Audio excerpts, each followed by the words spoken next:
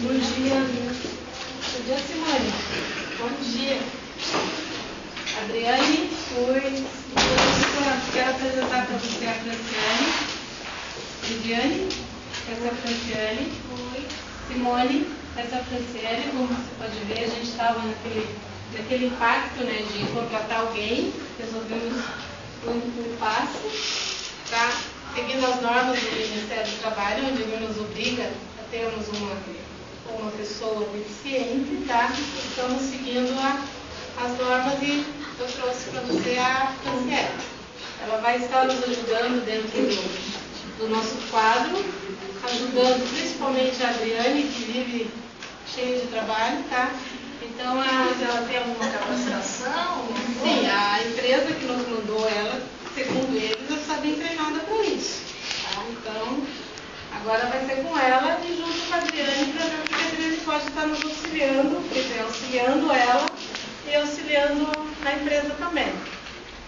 Viviane, Adriane, Franciele, como vocês sabem, eu quase não paro na empresa. Qualquer responsabilidade é direcionada para a Simone. Tá? Então, tudo que as meninas precisarem, principalmente a Franciele, deverá dirigir-se a você, Simone. Então, a minha parte eu fiz, que foi a contratação dela. Tá? Que ali o resto agora é você dando suporte, porque você sabe, o trabalho exige que eu fique mais fora da empresa do que dentro dela. Você pode pelo menos levar ela para a sala dela? Sim, claro. Vamos lá. Meninas, então como vocês sabem, equipamento tudo bom aqui, primeira tecnologia, tá? Então vamos trabalhar. Vamos colocar esse negócio para funcionar, esse escritório.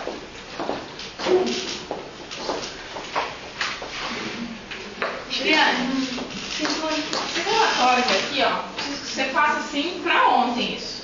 No fim da tarde, aquele cliente que você conhece, aquele seu Osvaldo lá, que é chato pra caramba. Então preciso que agilize isso Com essas planilhas, esses gráficos? Planilha com gráfico. Para hoje? Para hoje.